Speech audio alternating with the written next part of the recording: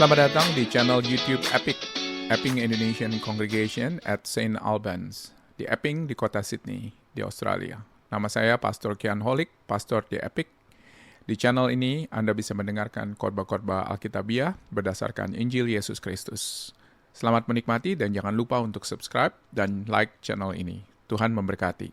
Apabila ada pertanyaan, silakan hubungi kami di IG atau di FB at epic.stalbans. Kiranya Tuhan memberkati. Ya Tuhan, supaya kami boleh mengerti ini semua. Di dalam Tuhan Yesus Kristus, kami bersyukur dan berdoa. Amin. Saudara-saudara, buat para pilot yang mana pesawatnya akan hancur berkeping-keping, kata-kata mereka sebelum mati, begitu ya, sebelum hancur pesawatnya, itu biasanya direkam di dalam satu alat yang merekam yang bernama black box, saudara-saudara. Dan luar biasa, ada satu website yang merekam dan mencatat kata-kata terakhir dari para pilot ini, ya. Saya harap saudara jangan ketawa karena ini kata-kata tragis ya. Ini pilot ini udah mau mati, saudara-saudara ya. Kata-kata terakhir, oke, sebelum pesawatnya hancur, saudara-saudara. Ini didaftarkan oleh website ini, saudara-saudara. Kalau saudara kepengen tahu, websitenya namanya planecrashinfo.com, saudara-saudara. Dan mereka mendaftarkan ini dari tahun 1990-an sampai terakhir yang mereka daftar tahun 2019, yang sisanya belum ada, saudara-saudara. Saudara-saudara lihat, kalau kita lihat semakin modern, semakin banyak kata-kata cursing, ya, saudara-saudara lihat. Semakin modern, semakin banyak kata-kata cursing karena pilot itu ada di dalam situasi, saudara-saudara, yang mungkin mereka tidak bisa mengendalikan pesawatnya lagi. Mereka desperate betul-betul, saudara-saudara, dan tidak bisa mencari jalan keluar untuk mengendalikan pesawatnya atau permasalahan yang dihadapi oleh pesawatnya pada waktu itu, saudara-saudara. Oke? Saya bicara hal ini karena ntar malam saya mau terbang, saudara-saudara, ke Indonesia. Jadi ini saya yakin pilot saya cukup masuk akal, saudara-saudara, dan pesawatnya oke mestinya. Dan ini adalah pilihan kata-kata yang diucapkan sebelum mereka mati. Sebelum mereka mati. Apa kata-kata yang kita ingin ucapkan sebelum kita mati kalau Tuhan kasih kita kesempatan, saudara-saudara? Kita akan merenungkan sabda yang ketiga dari Yesus ini. Kita akan melihat, saudara-saudara, bagaimana Yesus di sini melihat apa yang orang-orang yang ada di sekitar dia pada waktu itu disalib, termasuk juga musuhnya pada waktu itu, saudara-saudara, dan terutama bagaimana dengan orang-orang yang mengasihi Yesus. Di ayat yang tadi kita lihat dari Yohanes pasal yang 19, ayat 25, saudara-saudara, dikatakan di ayatnya yang ke-25, dikatakan, dan dekat salib Yesus berdiri ibunya, yaitu yang bernama Maria, seperti kita tahu, dan saudara ibunya Maria juga, saudara-saudara, istri Klopas, dan Maria Magdalena. Jadi perhatikan, ini ada beberapa Maria di sini. Ya. Pertama, nama Maria ini, saudara-saudara, adalah nama yang cukup terkenal. Fun fact, saudara-saudara, menurut ChatGPT, nama perempuan paling terkenal di Indonesia siapa namanya? Menurut saudara siapa? Hah? Bukan Maria. Nama perempuan yang paling terkenal siapa? Siti? Ternyata menurut ChatGPT, saudara-saudara, nama perempuan paling terkenal di Indonesia itu adalah Nur Hayati. Tahun berapa? Dan itu nomor 1, saudara-saudara. Nomor 10 apa? Kartini katanya. Kartini nomor 10. Saudara-saudara, anggap saja Maria ini adalah the top name pada zaman Yesus, saudara-saudara. Jadi ada banyak orang bernama Maria. Jadi yang sudah pasti ada kehadiran daripada Ibu Yesus, Maria, di bawah kaki salib Yesus. Ini memang unik, saudara-saudara. Yohanes ini adalah satu-satunya penginjil dari 4 penginjil yang menulis biografi mengenai Yesus. Satu-satunya penginjil yang mencatat kehadiran Ibu Yesus, Maria, di bawah kaki salib Kristus. Penulis Injil lainnya nggak menuliskan, saudara-saudara. Mereka nggak menuliskan hari ini. Jadi ada 3 Maria, seperti yang tadi kita identifikasi ya. Jadi Ibu Yesus, saudara dari Ibu Yesus, yaitu yang disebut sebagai Maria istri Klopas, dan Maria Magdalena. Sebetulnya ada perempuan keempat, saudara-saudara, di dalam kisah ini, tetapi namanya tidak ditulis. Kemungkinan besar yang dimaksud ini adalah Salome, yaitu ibu dari Yakobus dan Yohanes. Tapi Yohanes pada waktu itu tidak hadir sendiri sebagai orang-orang atau kerabat Yesus. Sementara saudara baca di dalam kisah-kisah penyaliban Yesus yang lain, ada banyak musuh Yesus yang mengejek Yesus pada waktu itu ya, ketika dia ada disalib. Tetapi juga ada orang-orang yang dikasihi oleh Yesus, saudara-saudara. Jadi Yohanes tidak sendirian pada waktu itu ketika dia mencatat kisah atau cerita di sekitar penyaliban Yesus. Ditulis di ayatnya yang ke-26, Yohanes memanggil dirinya sebagai murid yang dikasihinya. Dikasihi siapa? Dikasihi oleh Yesus. Jadi kehadiran Maria pada waktu itu sebetulnya sudah dinanti. Apalagi minggu sebelum Yesus disalibkan ini, pada minggu Paskah, atau pada minggu yang disebut minggu Passover di Yerusalem, ini adalah hari raya yang luar biasa besar, saudara-saudara, yang ada di kebudayaan Yahudi. Banyak orang Yahudi berbondong-bondong, mereka pergi ke Yerusalem pas minggu Paskah ini. Untuk apa? Untuk memperingati keluarnya orang Israel dari Mesir, saudara-saudara. Dan orang tua Yesus dicatat oleh Alkitab di Lukas 2 ayat 41, dikatakan secara khusus, setiap tahun dia katakan, orang tua Yesus pergi ke Yerusalem pada hari raya Paskah. Jadi nggak heran pada waktu itu, kalau misalnya Maria ada di sana. Setelah kematian, kemungkinan besar pada waktu itu Yusuf sudah mati, suami Maria, dan mungkin terjadi kurang lebih sebelum Yesus memulai pelayanannya. Saudara-saudara, Maria ibu Yesus datang ke Yerusalem pada waktu itu. Bersama dengan siapa? Bersama dengan saudara-saudaranya. Begitu loh. Jadi, bukan sesuatu yang mengherankan kalau misalnya Maria pada waktu itu ada di sana. Dan kini Maria, ketika dia ada di Yerusalem, pada saat yang bersamaan, pada waktu itu Yesus, anaknya, boleh dikatakan, ada di dalam krisis. Yesus ditangkap, dia diadili, dan dia dihukum, dan sekarang hampir mati di atas kayu salib. Dan Maria tentunya sebagai ibu Yesus, ibu biologis dari Yesus, saudara-saudara, secara natural dia datang untuk melihat anaknya yang hampir mati. Saya yakin saudara-saudara sebagai seorang ibu melihat anaknya yang tidak bersalah dihukum, dipecut, disalib, dan kini hampir mati. Penampakan yang sulit sekali dibayangkan oleh seorang ibu atau seorang ayah bahkan ketika seorang anak mereka harus mati. Hukum naturalnya, hukum alamnya itu ialah orang tua mati terlebih dahulu sebelum anak. Tetapi ini kali adalah anak yang mati, saudara-saudara, sebelum orang tua. Jadi ini adalah keadaan yang sulit sekali dibayangkan bagi Maria pada waktu itu, apalagi ketika dia datang, di mana Yesus pada waktu itu setengah mati, dan kita melihat hal yang sangat sulit sekali buat seorang Maria. Buat seperti saya atau Pak Rian di sini yang punya anak, saudara-saudara, kita sering membela anak kita, walaupun anak kita salah. Saya ngaku, saudara-saudara. Saya sering membela anak saya, walaupun saya tahu anak saya itu salah. Saya akui, saudara-saudara, itu saya pernah lakukan.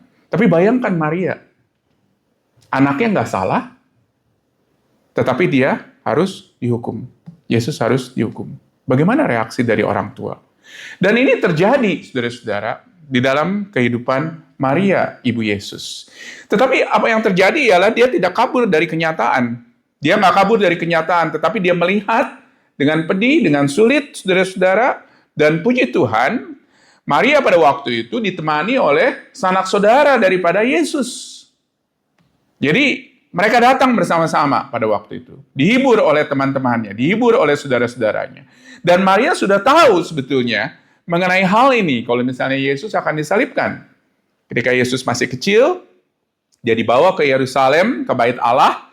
Dan di Lukas pasal yang kedua, saudara-saudara, kalau kita baca dari Alkitab, di sana ada seorang yang bernama Simeon. Dan ketika pada waktu itu bertemu dengan Simeon, Simeon bernubuat dan berkata apa? Di ayat 34 ada di layar, Lukas pasal yang kedua. Lalu Simeon memberkati mereka dan berkata kepada Maria, ibu anak itu, sesungguhnya anak ini ditentukan untuk menjatuhkan dan membangkitkan banyak orang di Israel dan untuk menjadi suatu tanda yang menimbulkan perbantahan. Suatu pedang akan menembus jiwamu sendiri supaya menjadi nyata pikiran hati banyak orang. Dan pedang yang menembus jiwa Maria, saya yakin pada waktu itu ialah kepedihan dia untuk melihat Yesus yang mati, yang tidak bersalah di kayu salib, saudara-saudara. Di sini kita melihat Yesus yang adalah seorang anak, seperti anak biasa, anak kecil, saudara-saudara, berbicara kepada ibunya dengan kasih. Apa yang dia katakan di ayat 26 dari Yohanes 19 yang tadi kita baca? Berkatalah ia kepada ibunya, apa? Ibu, inilah anakmu, dan kemudian katanya kepada murid-muridnya, inilah ibumu. Dalam keadaan setengah mati, Yesus berkata kepada ibunya bahwa setelah dia mati nanti, Yohanes, murid yang dikasih, itulah yang akan menjadi anaknya. Ya, dan Yohaneslah yang akan memelihara kemungkinan besar ibu daripada Yesus, Maria. Apa yang dapat kita pelajari dari sabda yang ketiga ini? Ada 3 hal, saudara-saudara. Yang pertama, kita belajar sisi lain daripada kasih Yesus. Kita belajar sisi lain daripada kasih Yesus.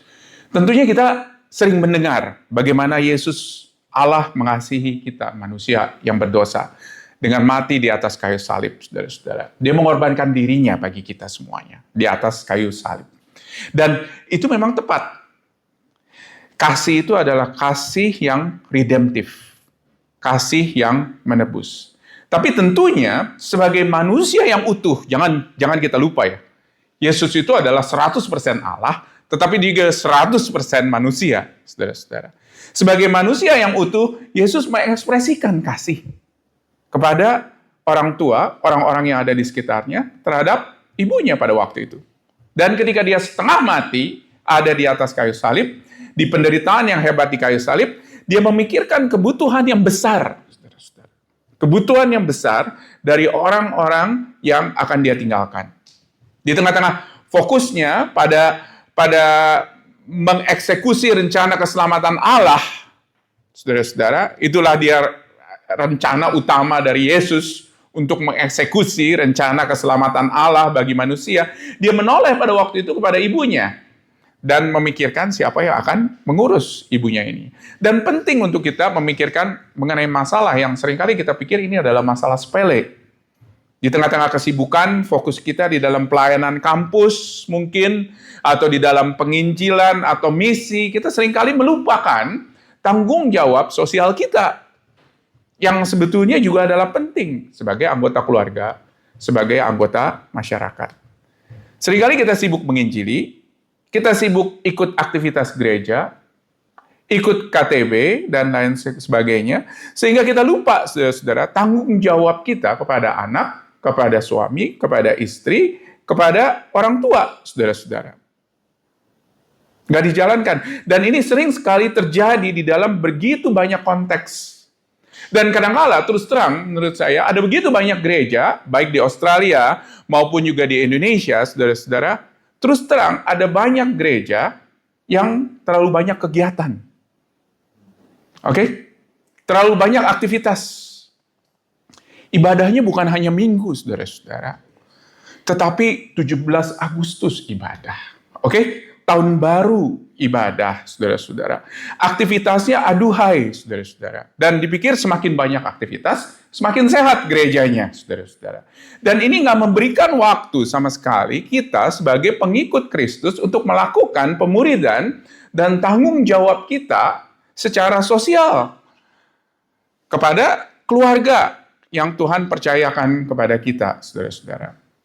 Banyak anggota keluarga dari keluarga Kristen yang sudah tidak percaya lagi kepada Kristus. Karena apa? Karena tidak terjadi pemuridan, tidak terjadi penginjilan yang ada di dalam keluarga, saudara-saudara.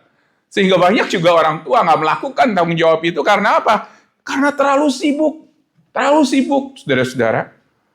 Belum kur, begitu ya. Guru itu tuh latihannya bisa 2-3 kali seminggu, saudara-saudara. Oke? Belum juga hal-hal yang lain. Rapat majelis, rapat komisi, saudara-saudara. Itu mengambil banyak sekali porsi yang seharusnya diberikan atau diberikan tanggung jawab kepada keluarga. Di masa Prapaskah ini kita dipanggil untuk melihat kembali, saudara-saudara, apa yang sudah menjadi tanggung jawab kita, yang terutama yang Tuhan percayakan kepada kita, saudara-saudara. Kepada kita yang orang tua, apakah kita sudah menjadi orang tua yang setia kepada Tuhan, yang bertanggung jawab kepada anak kita? Apakah kita sudah bertanggung jawab kepada istri atau kepada suami kita? Apakah kalau misalnya kalian single, apakah kalian sudah bertanggung jawab kepada orang tua kalian? Berapa banyak dari kita yang orang tua kita belum Kristen, saudara-saudara? Apa tanggung jawab kita kepada mereka? Tanggung jawab kita yang terutama ialah kita memberitakan Injil Yesus kepada mereka, supaya mereka menjadi percaya. Tetapi juga jangan lupa, ada tanggung jawab sosial, saudara-saudara, yang harus kita lakukan kepada mereka. Yesus di zamannya melihat bagaimana memelihara orang tua itu penting, sehingga dia mendelegasikan tugasnya setelah dia mati nanti kepada salah satu muridnya. Yang kedua, apa yang kita bisa pelajari? Yang kita bisa pelajari ialah Kristus di atas segalanya. Di sabda yang ketiga ini kita melihat kalau Yesus memanggil ibunya sebagai ibu. Terus kemudian kalian bilang, apa masalahnya? Betul nggak? Yesus panggil ibunya ya ibu. Betul nggak? Tetapi kalau misalnya kita lihat di dalam bahasa aslinya, di dalam bahasa Yunani, saudara-saudara, ketika dia katakan ibu, inilah anakmu di ayatnya yang ke-26, kata yang dipakai itu adalah woman. Bukan mother, bukan ibu secara biologis. Jadi di terjemahan bahasa Inggris sebetulnya lebih tepat ya. Baik di ESV ataupun di NIV, dia katakan panggilannya adalah woman. Oke? Woman. Dan ini terjadi di sini, saudara-saudara. Panggilan itu bukan kurang ajar dari seorang anak kepada seorang ibunya. Siapa yang di sini pernah panggil ibunya, mamanya, woman, look at this woman, begitu ya, nggak pernah, saudara-saudara. Tetapi Kristus memanggil ibunya ini sebagai woman, tujuannya ialah untuk menunjukkan sebetulnya bahwa Kristus di atas segalanya. Kristus di atas segalanya. Oke? Bahkan wanita yang melahirkannya, dia di atas wanita tersebut, saudara-saudara. Bahwa kita semua adalah manusia yang berdosa di hadapan Allah, dan kehilangan kemuliaan Allah tidak terkecuali. Dan Yesus ialah Allah yang kudus, yang menjelma menjadi manusia. Dan kita melihat di sini bagaimana Yesus memberkati Maria, bukan karena Maria itu hanya sekedar ibu Yesus, tetapi karena Maria adalah orang yang mengasihi Yesus. Di Lukas pasal 11, ayat 27 dan 28 ada di layar, saudara-saudara, dikatakan di sini, ketika Yesus, dicatat oleh Lukas, ketika Yesus masih berbicara, berserulah seorang perempuan dari antara orang banyak dan berkata kepadanya, berbahagialah ibu yang telah mengandung engkau dan susu yang telah menyusui engkau.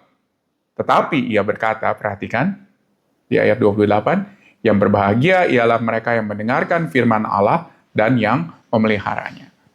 Saudara, bagi Maria, seperti manusia lainnya seperti kita, saudara-saudara, yang mendengar dan memelihara firman Tuhan, kita akan diberkati.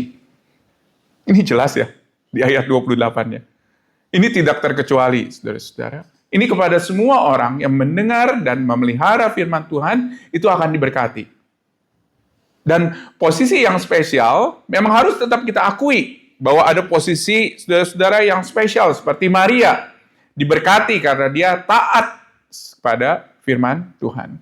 Jadi, Maria diberkati bukan semata-mata karena dia ibu Yesus, tetapi karena dia taat kepada firman, saudara-saudara. Pertanyaannya ialah apakah juga demikian dengan kita? Begitu loh. Apakah kita adalah seorang yang juga taat kepada firman? Yang ketiga, yang bisa kita pelajari, saya yakin dari sabda yang ketiga ini ialah hormatilah ayahmu dan ibumu. Saudara-saudara. Kita di sini melihat dengan jelas bahwa Kristus menghormati ibunya. Jelas di sini, saudara-saudara. Yusuf sebagai peran ayah tentunya di dalam keluarga ketika Yesus masih kecil, saudara-saudara, sudah tidak ada lagi pada waktu itu. Dan Maria boleh dikatakan yang menjalankan, ya, sebagai tanggung jawab atau sebagai tulang punggung keluarga pada waktu itu. Tetapi Alkitab di sini, dari Alkitab kita belajar bahwa Yusuf dan Maria punya anak lain tentunya, hasil dari hubungan mereka sebagai suami istri, saudara-saudara. Jadi Yesus punya step brothers, begitu ya, kalau boleh dikatakan seperti itu.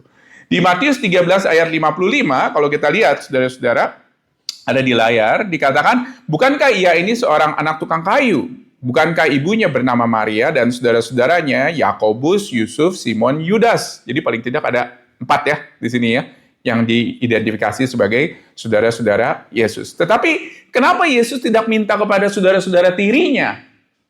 Betul nggak? Untuk memelihara ibunya, ya kan? Untuk memelihara Maria. Yohanes mencatat di Yohanes 7 ayat 5, dikatakan ada di layar juga, sebab saudara-saudaranya sendiri pun tidak percaya kepadanya. Jadi, dia ada di dalam situasi pada waktu itu, di mana saudara-saudara step-nya itu, step brothers-nya itu, nggak percaya kepada Yesus. Begitu loh. Sedangkan ada Yohanes, murid yang dikasihi, yang percaya kepada Yesus. Dan mereka pada akhirnya menjadi percaya kepada Yesus, saudara-saudara, puji Tuhan. Saudara-saudara Yesus ini setelah Yesus bangkit dari kematian, seperti dicatat di dalam Kisah Para Rasul 1, ada di layar juga. Ketika para murid pada waktu itu berkumpul di ruang Yerusalem, pada waktu itu ada nama-nama tersebut. Dan salah satunya, saudara-saudara, itu adalah murid-murid atau saudara-saudara daripada Yesus sendiri. Ketika mereka sehati berdoa bersama dengan beberapa perempuan, Maria termasuk ibu Yesus pada waktu itu, dan saudara-saudara Yesus. Jadi saudara-saudara Yesus itu pada waktu itu menjadi percaya setelah peristiwa kebangkitan, sebelum Roh Kudus pada waktu itu dicurahkan. Makanya nggak heran, saudara-saudara, dia meminta kepada muridnya, kepada Yohanes pada waktu itu, murid yang dikasihinya, untuk menjaga ibunya. Nah, di sini kita belajar, saudara-saudara, bagaimana Yesus yang adalah Allah memberikan tanggung jawabnya sebagai seorang anak kepada orang lain. Dan menghormati ayah dan ibu itu adalah sebuah perintah yang sangat serius sekali di dalam budaya Yahudi. Saudara-saudara, jangan main-main begitu ya. Karena itu adalah salah satu dari 10 perintah Allah. Ini adalah perintah yang utama, salah satu yang utama, saudara-saudara. Dan Rasul Paulus mengerti mengenai perintah menghormati ayah dan ibu. Perhatikan di Efesus pasal yang ke-6, saya akan bacakan dari ayat 1. Hai anak-anak, taatilah orang tuamu di dalam Tuhan, karena haruslah demikian. Hormatilah ayahmu dan ibumu, ini adalah suatu perintah yang penting, yang nyata dari janji ini, supaya kamu berbahagia dan panjang umurmu di bumi. Perhatikan, saudara-saudara, di beberapa ayat ini. Hai anak-anak, dikatakan apa? Taatilah orang tuamu di dalam Tuhan. Yang kedua, hormatilah ayahmu dan ibumu, itu adalah sebuah perintah yang penting. Jadi kita dipanggil, saudara-saudara, untuk bertanggung jawab dalam kehidupan kita sebagai pengikut Kristus terhadap perintah ini. Yang pertama, taatilah orang tua kita di dalam Tuhan. Perhatikan kata-katanya. Taatilah orang tua kita di dalam Tuhan. Jadi, taatilah orang tuamu ketika mereka meneruskan dan mengingatkan kepada kita perintah Allah atau apa yang Allah kehendaki, taatilah mereka. Ketika mereka melakukan tindakan yang sesuai dengan apa yang Allah inginkan, saudara jangan main-main, taatilah itu. Jangan langsung cepat katakan, ini papa dan mama kolot gitu ya. Ini kan zaman now, ya nggak? Zaman now lain begitu loh, oke? Saudara, jangan terlalu cepat ke sana. Ketika mereka mengatakan hal yang memang sesuai dengan firman Tuhan, taatilah mereka. Dan akan ada waktunya di mana kita harus mentaati Tuhan lebih dari kita mentaati orang tua kita. Saudara-saudara, Yesus juga demikian. Ingat nggak ketika cerita pernikahan di Kana, saudara-saudara, di Yohanes pasal yang kedua. Ketika pada waktu itu Maria juga, ibunya Yesus ya, pada waktu itu meminta kepada Yesus untuk apa? Mengubah air menjadi apa? Anggur, saudara-saudara. Tetapi Yesus berkata apa di ayatnya yang keempat? Dia katakan, saatku belum tiba. Maksudnya apa? Sorry, Mom. I'm not gonna do it. Yesus pada waktu itu nggak mentaati apa yang menjadi permintaan daripada orang tuanya karena dia tahu ada kehendak Allah yang jauh lebih besar, begitu loh, dibandingkan dengan apa yang menjadi kehendak daripada Maria. Jadi dia lebih menghormati Allah dibandingkan dengan menghormati Maria. Bagaimana dengan kita, saudara-saudara? Demikian juga dengan kita. Akan ada waktunya, saudara-saudara, di mana kita harus mentaati Allah lebih daripada kita mentaati orang tua kita, saudara-saudara. Pertanyaannya adalah, apakah kita siap? Saya nggak tahu ada berapa banyak dari kita di sini yang pernah dilarang untuk pergi ke gereja oleh orang tua. Kalian mau taat siapa? Mau taat Allah atau mau taat kepada orang tua? Yang kedua yang bisa kita pelajari dari Efesus 6 ini ialah hormatilah ayahmu dan ibumu, dikatakan.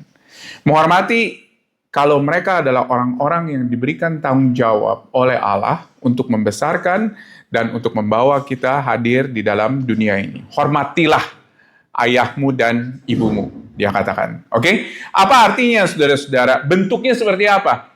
Tentunya bentuknya akan berbeda-beda, saudara-saudara. Tetapi mungkin salah satu cara yang terpenting, salah satu cara yang terpenting dari kita menghormati orang tua kita, saudara-saudara, ialah bagaimana orang tua kita terpelihara.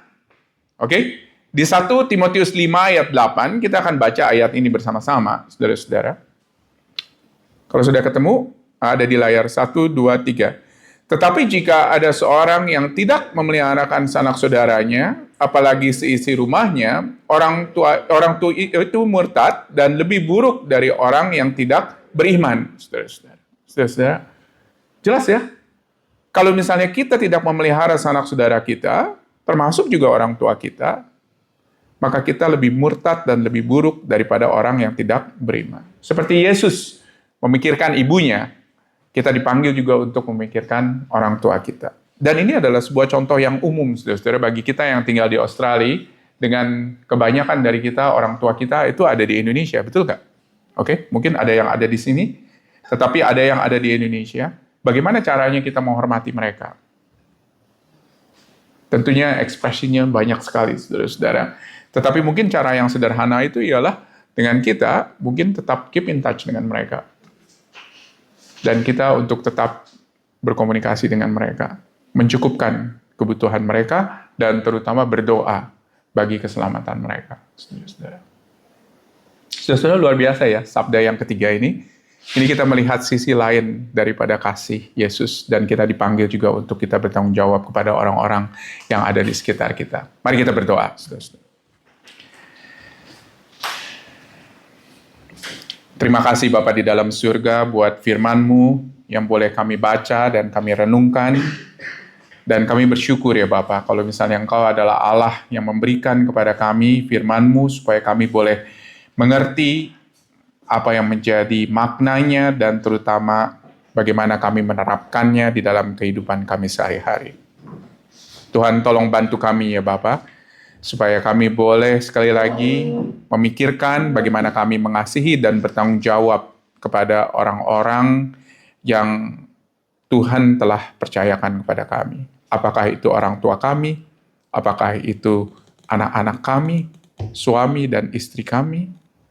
Itu kami boleh mengasihi mereka dan terutama kami boleh mengajarkan dan mengingatkan mereka mengenai kebenaran daripada firman Allah. Tolong kami ya Bapa dan bantu kami. Di dalam nama Tuhan Yesus kami bersyukur dan berdoa. Amin.